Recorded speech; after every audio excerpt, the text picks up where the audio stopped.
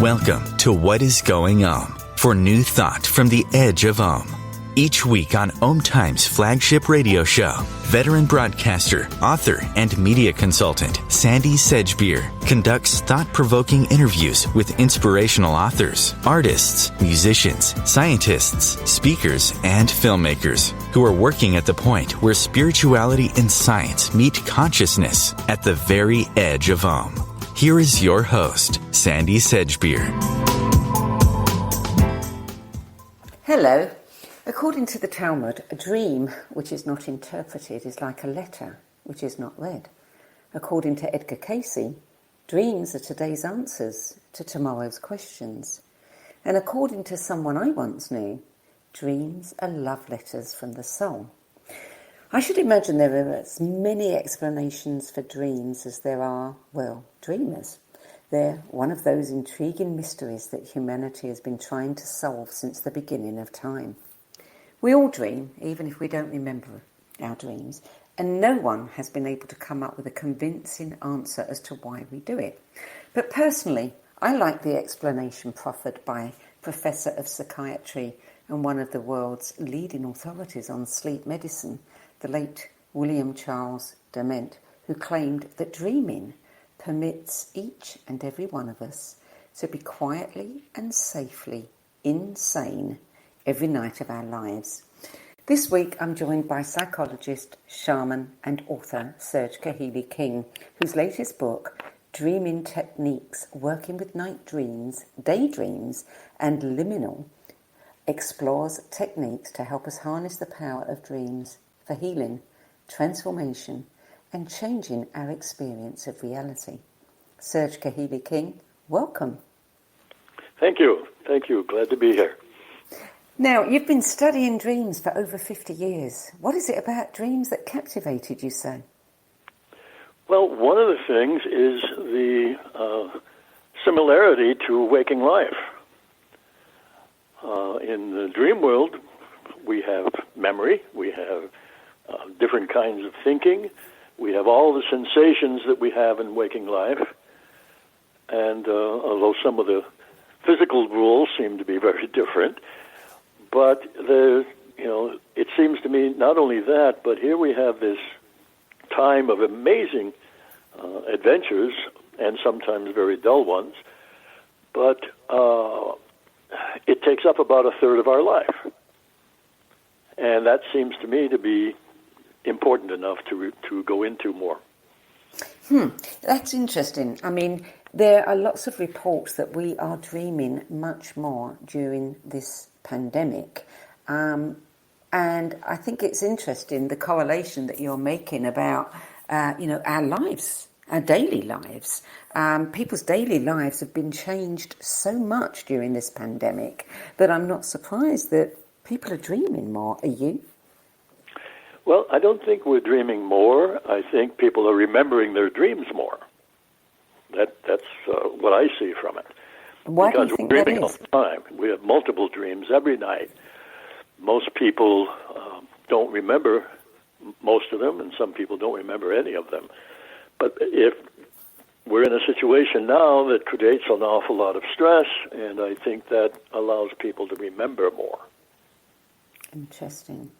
Well, your new book, Dreaming Techniques, goes way beyond the average dream book, and it's some of the way beyond material that I want to focus on tonight.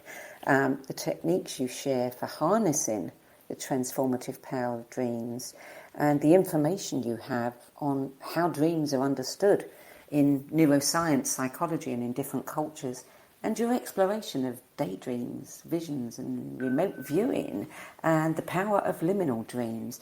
So, where should we start? Let's look at some of the studies around dreams. I mean, there's different attitudes, neuroscience, psychology, various different, arenas have invested a lot of time studying dreams. So tell us a little bit about some of the different views of dreams.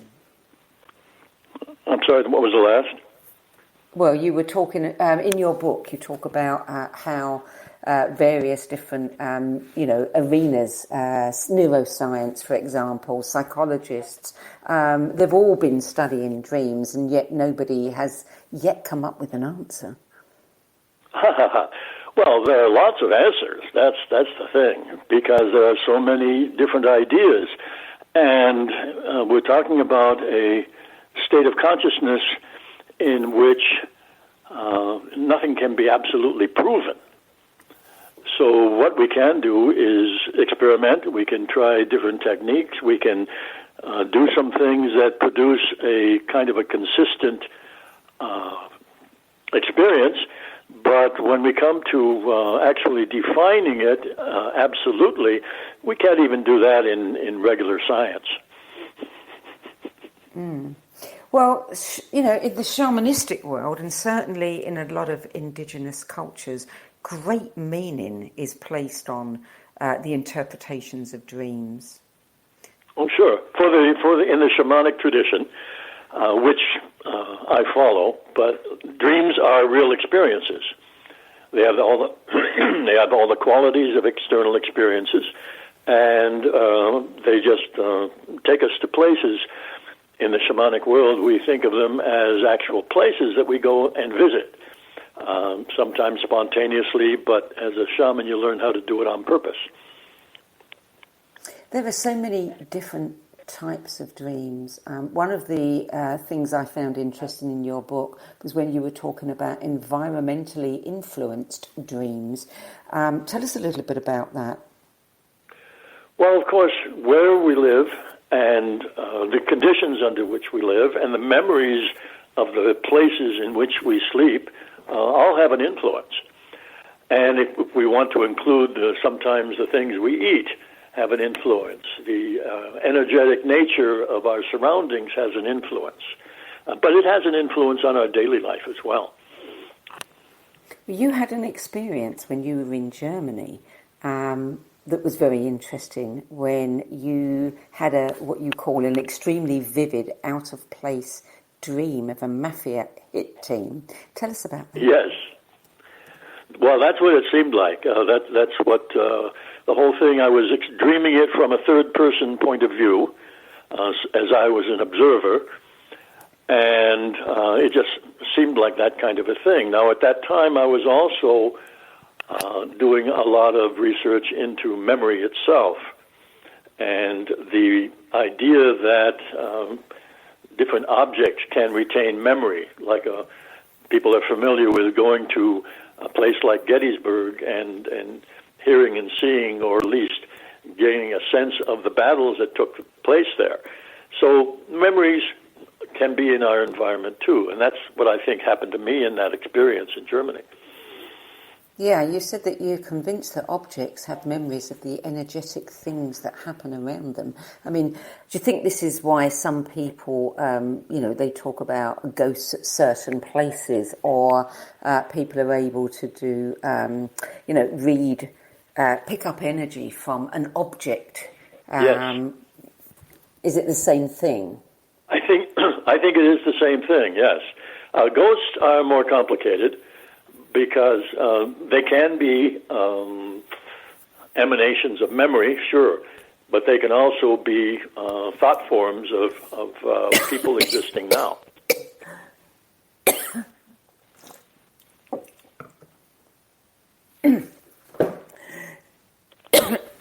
Excuse me. Hello?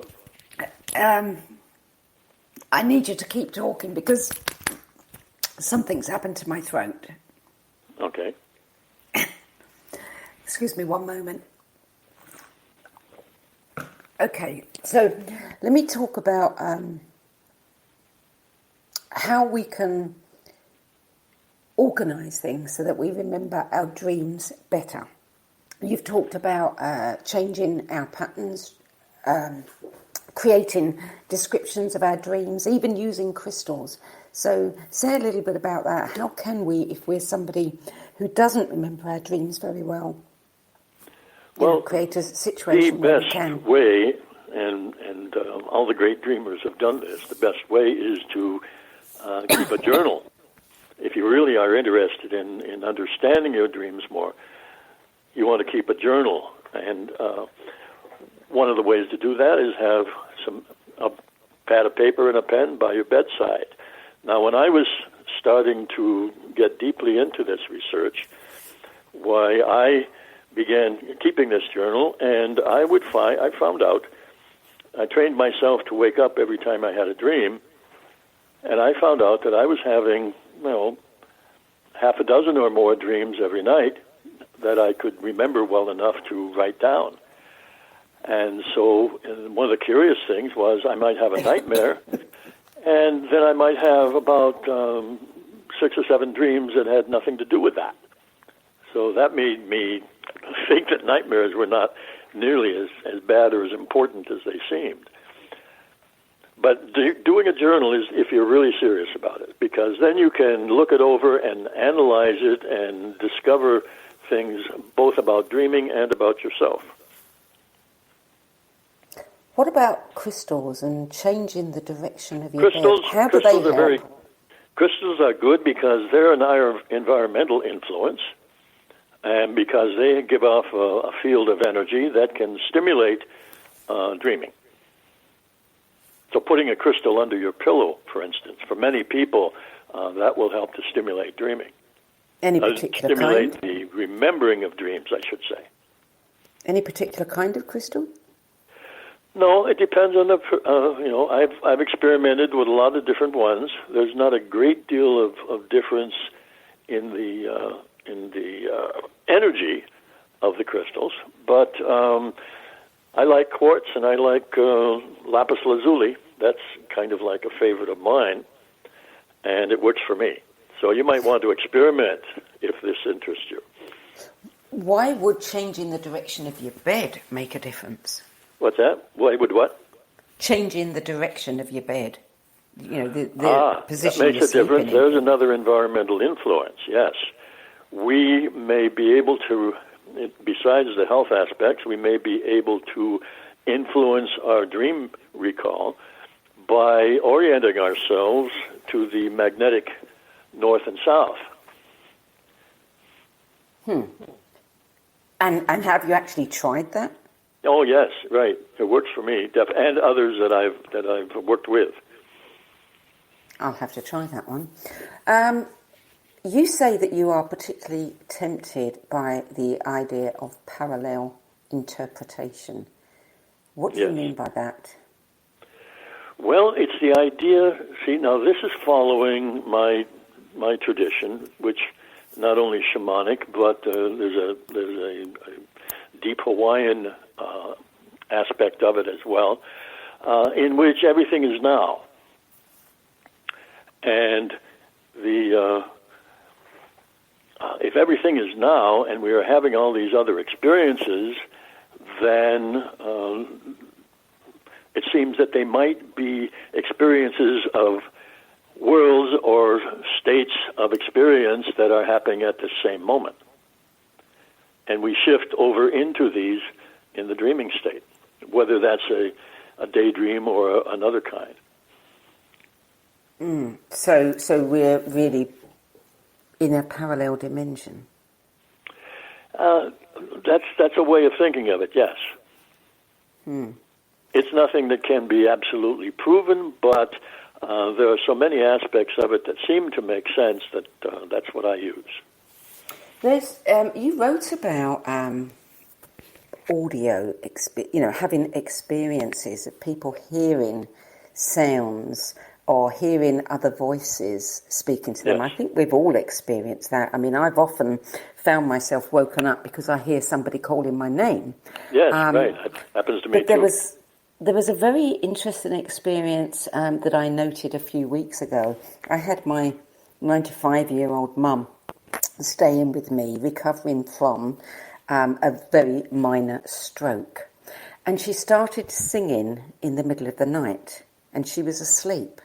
And when I asked her the next day why she was singing, she told me that she heard her sister's voice. And her sister is dead, but her sister used to sing with the Salvation Army. And so she was singing along with her sister. And then she revealed that she often hears singing when she's awake as well. And That's so right. she joins in with it. What do you make of that? Well, most often now, the origin or source of this is still something to research. But I find that most often this occurs in what I call the B state, or hypnagogic, or in-between state between waking and sleeping. This is where this experience happens most often. And I get some, not only voices, sometimes speaking to me, sometimes not. All kinds of sounds happen occasionally, different kinds of knocks. Sounds so real when I'm in that state that I have to sometimes get up and look around, but there isn't anything there. So I'm tuning into, my way of thinking about it is that I'm tuning into something that's happening outside the normal range of our senses. So, yeah, okay, so you could be tapping into a parallel reality of some kind. Yes, Yeah. that's why I like that explanation. Yeah, I like that explanation too. Certainly in that, in my mum's case, she was very happy in that reality. Right, good. So we're going to go to break now. We'll be back in a few moments. So you're listening to What Is Going On. I'm Sandy Sedgbeer, and I'm speaking with psychologist, shaman, and author Serge Kahili King about his latest book, Dreaming Techniques, Working with Night Dreams, Daydreams, and Liminal Dreams, which offers techniques to harness the power of dreams for healing, transformation, and changing our experience of reality. We'll be back with more from Serge Kahili King in a few moments.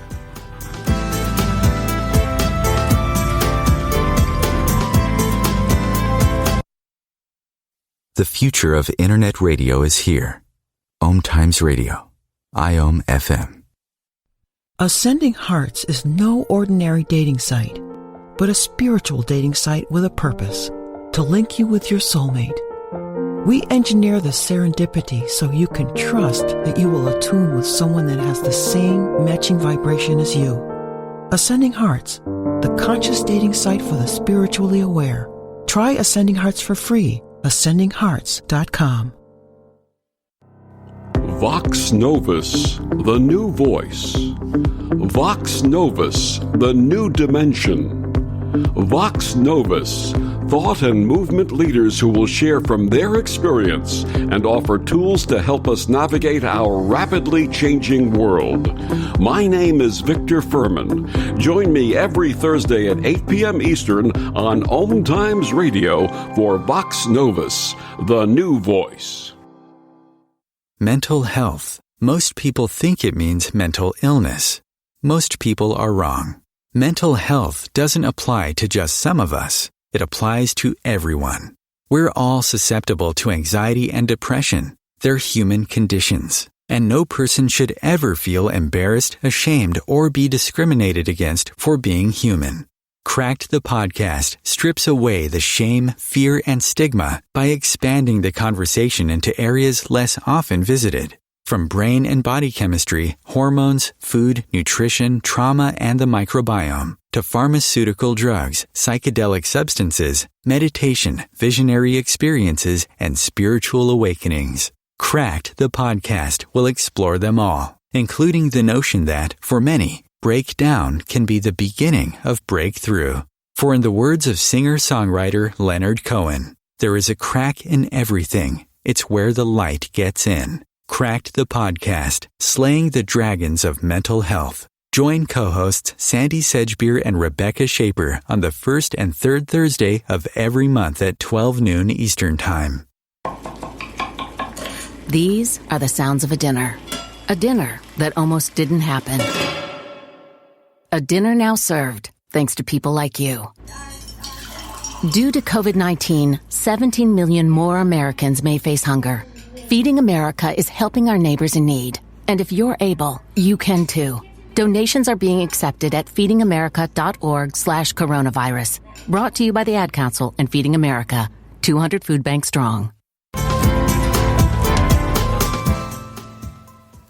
Welcome back. Serge Kahili King in Dreaming Techniques. You said The following sentence is the most important thing you have to say about dreams and dreaming in that book. And the sentence was, after a dream is over, it becomes a memory. Why is that the most important thing? It's most important because the dream itself is over, and this is particularly important when we're talking about nightmares. Often people who have nightmares, one of the treatments is to have them go to sleep and slowly teach them to be able to take some action in the dream at night while they're asleep. And my experience is that that's a big waste of time, because it's like any experience. The dream is an experience, it's over, what you have left is a memory. Now, because it's a memory, anyone has the ability to change the memory on purpose, and this has amazingly beneficial results, especially in terms of a nightmare. Most nightmares are dreams of helplessness. So what you do is, and I give several ways of doing this in the book, but what you do is take that memory consciously while you're awake, eyes open or closed, it's up to you, you pick a point in that memory and change the story. You change your reaction, you change what happens, even if you allow the dream to continue beyond your memory, it will always resolve itself in a positive way, but that might take a while. But you can consciously just change it, and this changes the effect of that dream on you and your body and your mind right now. And it only takes a very short time to do. There are certain dreams or states while one is asleep. Having a hard time to hear you. Sorry. There are certain dreams or states, when one thinks one is asleep, where I forget what they call them, but people almost become awake but feel paralyzed, and they feel that there is something happening to them, but they can't do anything about it. What about those kinds of dreams? What's causing those? Well, here's the thing again. During the dream, that can be the experience. After you wake up, it's a memory. So you go back and change the story so that you're not crushed, so that you're not helpless. And that has amazing effects on you. What about daydreaming? I mean, you have a whole section on daydreaming, and, you're quite right in that you say daydreaming is something that many people ignore because they think it's inconsequential or even not helpful. But in fact, you point out many ways where daydreaming is tremendously helpful. That's right. It's when we begin daydreaming, I think that the master daydreamers are fiction writers. Because while they are conscious and awake, they are creating with a daydream these amazing stories, some of them so well done, especially in the field of what's called science fiction or fantasy, so well detailed that it seems like they were actually in an actual place, and that the things that they're talking about actually happened. That's how good their daydreaming is.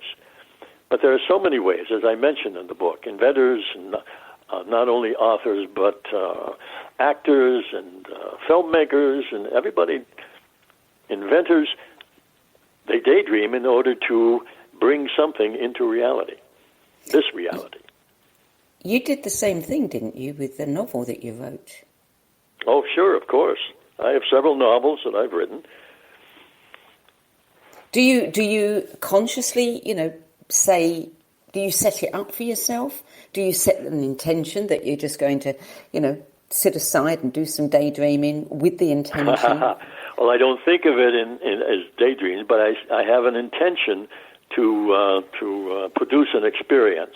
Okay, it is a daydream, but nevertheless, I have an intention. What really is exciting about that, and I know other authors experience it, is that once you set the intention, other stuff starts to come in as kind of like inspirations, sometimes from the characters you create themselves. I've had the experience of new characters wanting to intrude their way into a book, and they are so interesting. It's almost as if they are contacting me, and I write down what they are doing and what their experience is.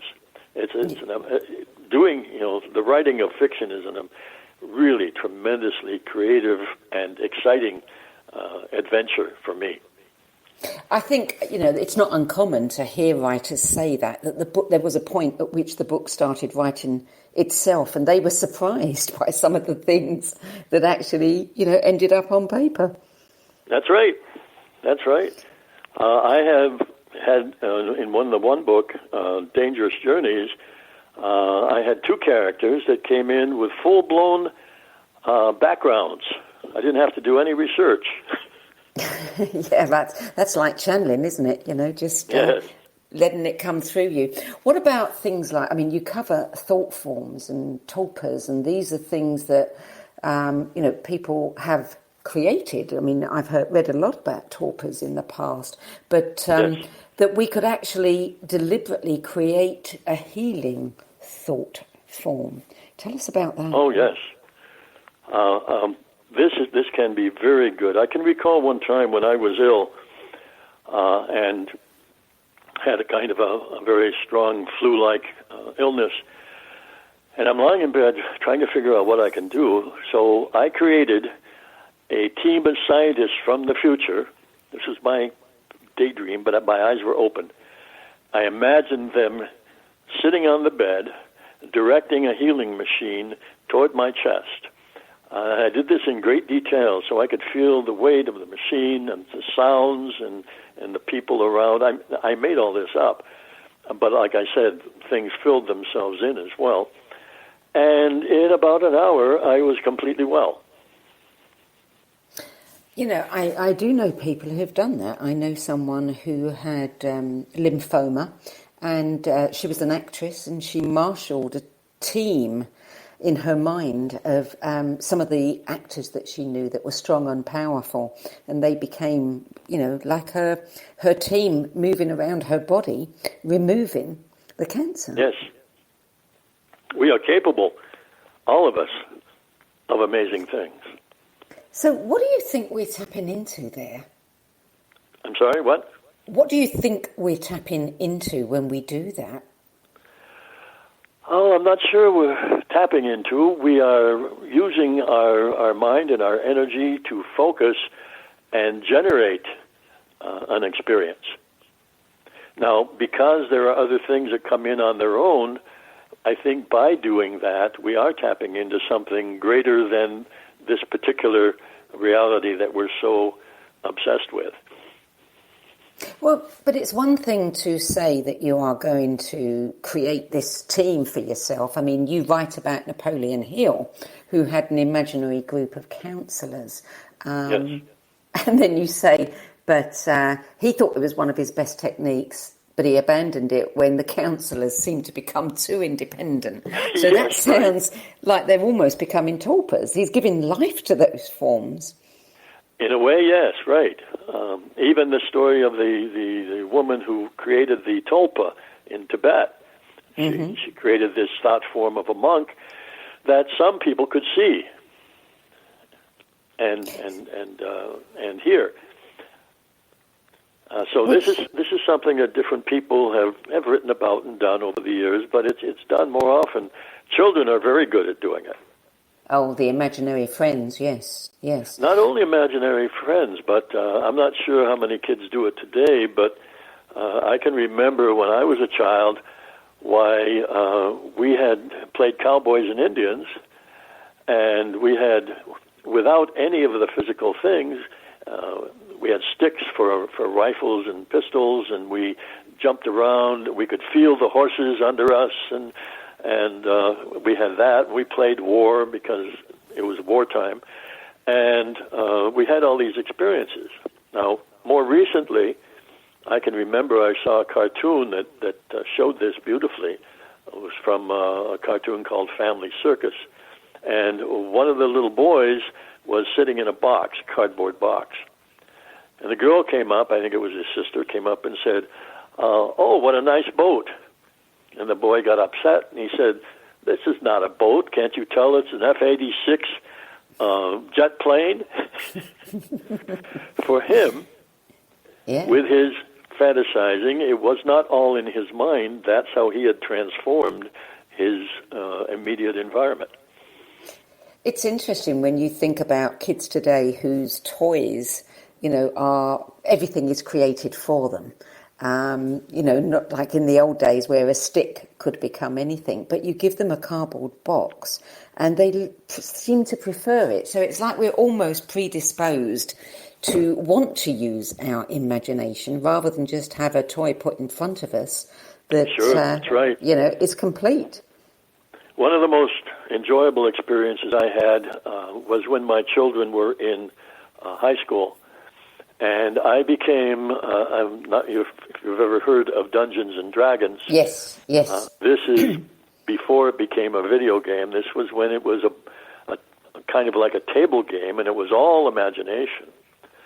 And I was a dungeon master for about 5 years for a group of children from the neighborhood. Oh, we had such amazing adventures, and I got into it because I heard my children at the table one night talking about something they had done that day, not something they had seen and not something that they had read. They talked about it as if they had actually done it. And that's what intrigued me and got me into that. And it's a form of creating, it's a way of creating thought forms and alternate experiences. And all we had was pencil and paper. Yeah. I think the in-between state is much more, much richer and more fun than dreaming and being asleep. Yeah, because we can have more influence on it. Yes, yeah. I loved the things that you wrote in there about the impossible disappearances and reappearances, mirages, etc. I mean, we've all had experiences of things that we know we put down in a certain place and suddenly they're not there. Oh, and that's right. Yeah, they may come back later or they may not. Right. Well, that gets into we start getting into the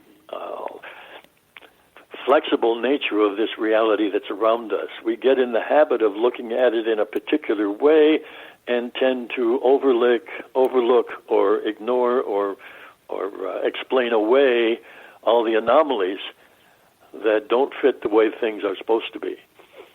Yeah. I mean, I sometimes think that, these things are occurring and it's probably so much easier for us to dismiss it as a dream or not accept that actually we have a power that we're not really aware of. Yes.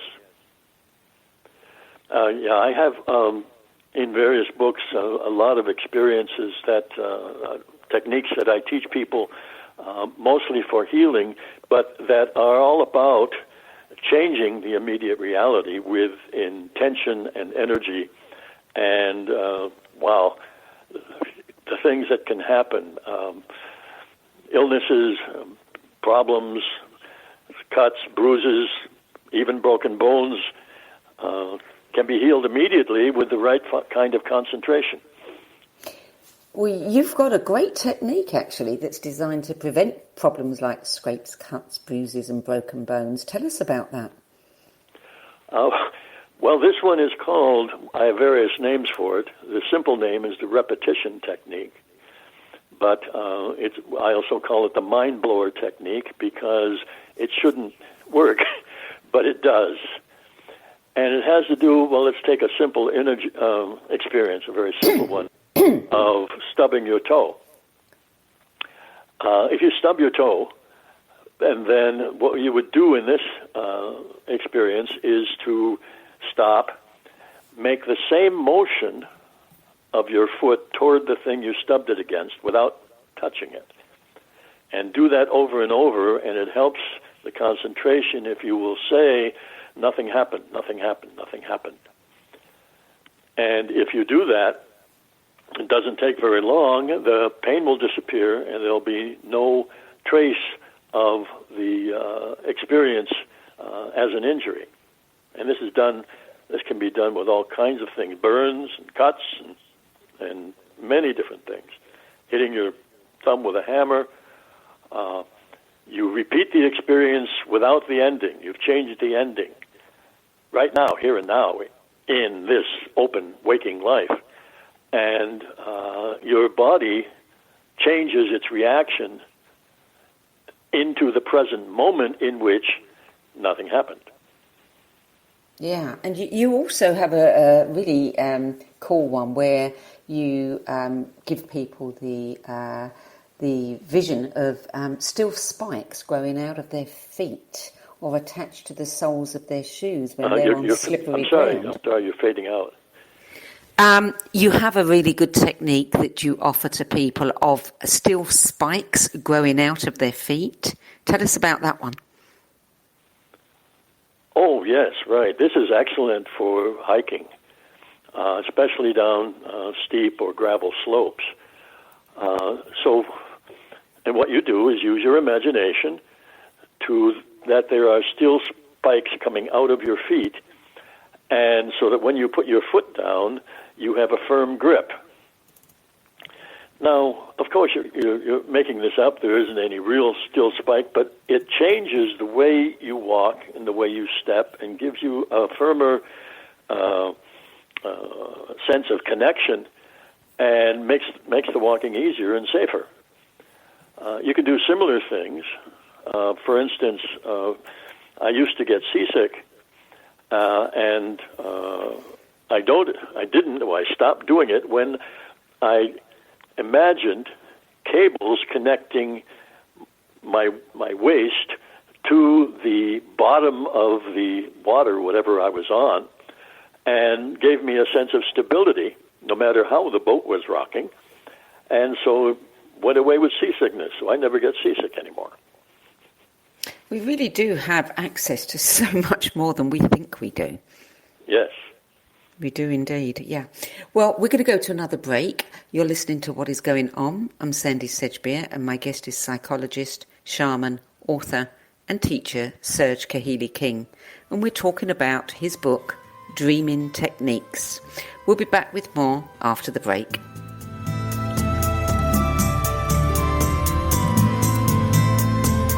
The cutting edge of conscious radio, OMTimes Radio, IOM FM.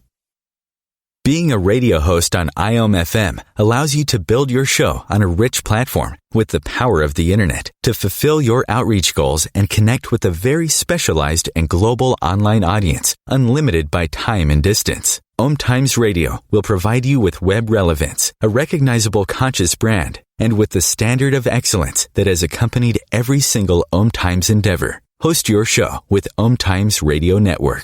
More than 24 million Americans have an autoimmune disorder, and that number continues to grow. I'm Sharon Saylor, and I'm one of those 24 million. To put that number in perspective, cancer affects about 9 million and heart disease up to 22 million. That's why I've brought together top experts and those thriving regardless of their diagnosis to bring you the latest, most up-to-date information. Join me, Sharon Saylor, Friday night, 7 p.m. Eastern, for the Autoimmune Hour on Life Interrupted Radio to find out how to live your life uninterrupted. Hello, I'm Sandy Sedgbeer, host of OMTimes' flagship radio show, What Is Going On. As a long-time editor, book judge, spiritual magazine publisher and radio host, I've read thousands of books and interviewed hundreds of authors and teachers. So I know what's worth reading and what isn't. Now, with the spiritual book market growing increasingly crowded, more and more people are seeking my help in finding the authentic voices, the empowering tools, and the genuine skip the BS guidance that will make the most difference to their spiritual development.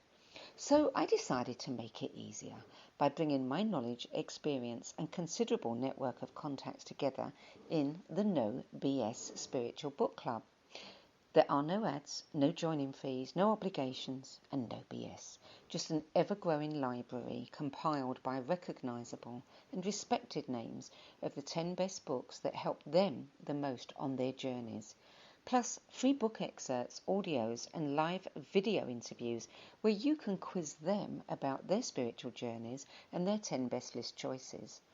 Your time and money are valuable, your spiritual journey even more so. If you're looking for genuine guidance from people who've walked this path before you, check out Sedgbeer.com. Click on the No BS Spiritual Book Club tab and join the club. That's Sedgbeer.com, SEDGBEER.com. I'll see you there. I'm Fidel Nshambo. I was born in a city called Bukavu in the Congo. We were a loving family, and then, boom! Everything that I had disappeared in a single day. People think that when you are a refugee and they resettle you to America and all your problems are done. They don't understand that that's the beginning of everything. I was not born a refugee. I was made one. It's time we welcome refugee families with open arms. Learn more at embracerefugees.org, brought to you by the Ad Council. Welcome back. Serge Kahili King, you cover awakened visions, mirages, in-between state stuff that shouldn't happen by any interpretation of physics. And you say that these anomalies really do point out the dreamlike quality of the world around us. Share some of those with us. Well, there are so many simple experiences that people tend to ignore, but that happen so often. I think briefly you mentioned before putting your keys down one place, and then they're not there, and then you come back and they either are there or you find them someplace else. This happens, and it happens to an awful lot of people who are aware of it. I've had experiences where I have dropped something and heard it hit the floor, and it's no longer there, anywhere to be found. And things that have come back after, sometimes very quickly, sometimes after a long period of time. And yet, seemingly, impossibly, they reappear. Unfortunately, this doesn't happen all the time. Sometimes things don't appear when I wish they really would have. But I have the idea that if we think of energy and everything as energy, and that energy is really a system of waves, then just like we see in the ocean sometimes, we can see waves that connect together from different places and times and either cancel each other out or produce a very big wave, a rogue wave, they could call it, in the ocean. Which, now, if this is the way waves work, then in a way it can make sense that even the physical objects that we think of as solid are real. We know they're really not. And if they are waveforms, then it's possible that in certain cases, waves that we see as physically solid can cancel each other out and or increase and can produce the same kinds of experiences in our regular daily reality, that things stop being there and may or may not return, or that suddenly there are things that weren't there before, or that something is there now and has changed in some dramatic way. Well, you've had experiences, many experiences, judging from the book, but mirages, you've seen things and somebody has been with you and seen the same thing that 5 minutes later is not there. You talk about an experience you had in London when you were in, I think, Regent's Park, was it not? Where you and your companion both saw these white domes that don't exist there. It's like we were temporarily walking across a bridge in the park, and we temporarily, it's like we stepped into an alternate reality, because looking down the river, there was nobody. There had been people with us on the bridge. Now there was nobody on the bridge but us. And we looked down the river and saw these gleaming white domes on the side of the river, like it was a different kind of city. And it lasted for about 5 minutes, and then we came back to what was normally there. Yeah, and there are many stories of people, whole groups of people, who've seen things in the sky that shouldn't be there. You know, phantom battles, armies, oh, sure. all kinds of done things. That too. And there was a group of people, it was back in the 1800s, but it was reported, a group of Hawaiians went to a particular place on the island of Kauai that had legends about a village that appeared and disappeared. And they stayed there overnight, and they reported, I think there were, can't remember the exact number of people, but there was this large group of people who reported exactly, every one of them, that they saw this village appear and people walking in it, and then it disappeared. I mean, the last 5 chapters of your book, I mean, you cover a wide range of topics of how dreamlike our daily experience really is. And yes. I think you say that you believe life is a dream. Yes, I do. It's especially if you in the book, I talk in detail about how our senses work, which most people don't think about very much, but that we don't experience anything directly. There is no objective world. I mean, this is scientifically known. Okay, so we're not seeing what we think we see. Well, we hear this all the time, don't we, when people have different stories about the same event? Oh, yes. Yes, I've experienced that. I was had to be in a jury one time, and it was really quite something to hear all the different versions of what happened. So are we dreams ourselves? Are we dreaming what? Are we dreams ourselves? Oh, I think we are. And that's one of the reasons why, using some of these techniques that I give, not so much about the healing in that book, but in others, how we can dramatically change our health. Yes, yeah. Now there's the important part there. I mean, right there is how much of our life that we can change for the better. That's right. So say a bit more about that. Well, we experience the effects of our intentions, of our state of energy, of our expectations, of how we react to memories. All of these things influence the way we see life and what we see, and our relationships, not only with the environment, but with other people. And these are the things that we can, by making changes in the things that I mentioned that we are capable of changing, we can change our experiences.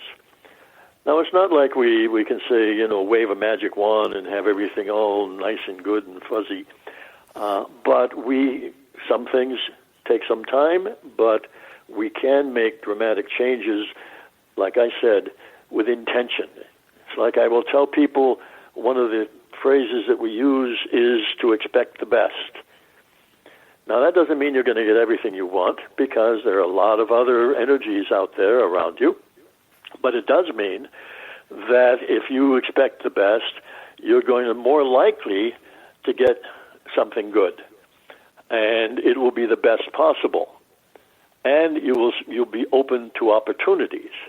Whereas if you are taking the perception of expecting the worst, that's what you're going to see, that's what you're going to interpret, and although some people call it attracting, it's just that you are helping to generate it and see the bad things rather than the good, and that is going to affect all aspects of your life. So I can understand that, what we can do for ourselves, but you say that we can also influence the behaviour of people, things and nature. How so? We can influence that behavior, yes, of course. This is where the distant healing work, which we have a group of people who do that, can help to strengthen strengthen the tendencies toward better health, better state of being, better circumstances.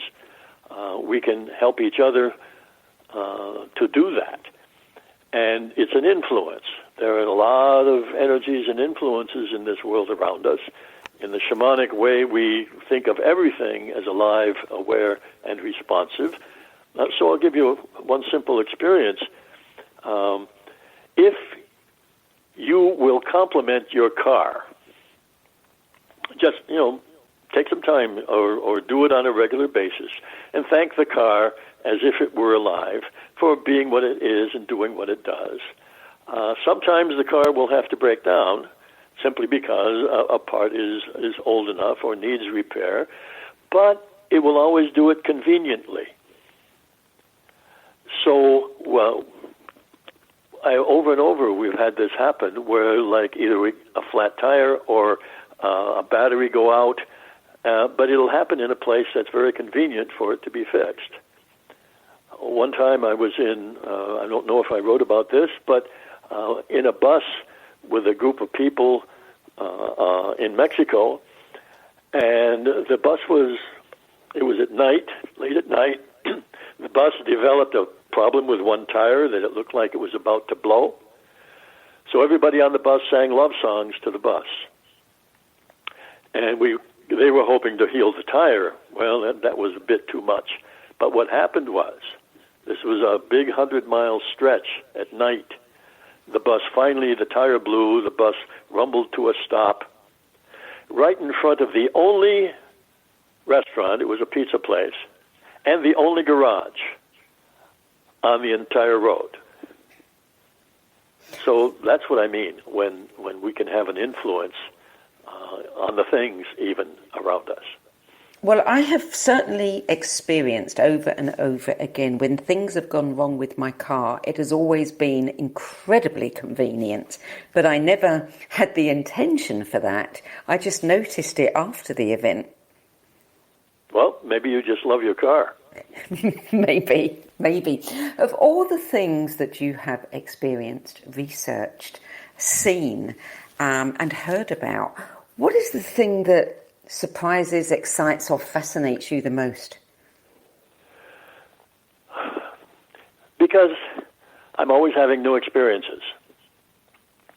I'm always having new experiences out here in this outer world or waking life. And one of the most fascinating things in terms of dreams, I'm always having new dreams, new people, new situations, new places. And I've been doing this since the 70s, paying close attention to my dreams. And yet, it's not like I get a lot of repetitive things like I'm reading a book over and over again. These are all new experiences. And new experiences happen out in this actual life. Some of them, sometimes, we lost a home to lava, and we had a rather small place, but it was a beautiful little place, and with many other people, we lost our home.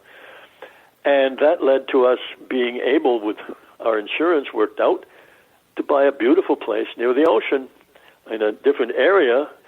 And so we have this wonderful, much larger place to live in, and everything turned out perfectly. So you must go through life in almost like a magical way, with everything unfolding just as you choose it to. Yes. Well, I don't choose everything that happens, but I take advantage of everything that happens, and I bless it and compliment it and thank it so that I get more of it. Well, I can't argue with that. Serge Kahili King, thank you for joining us today. I really enjoyed your book. Oh, thank you, and I've enjoyed being here.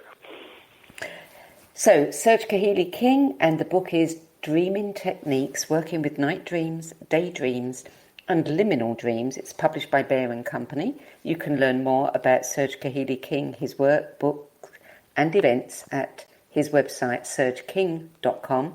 And you can also find out more information about HUNA International, the non-profit worldwide network of individuals that he's established who have dedicated themselves to making the world a better place. That's www.huna.net. I'm Sandy Sedgbeer. You can learn more about me and the No BS Spiritual Book Club at sedgbeer.com. I'll be back next week with another edition of What Is Going On. Till then, it's goodbye from me.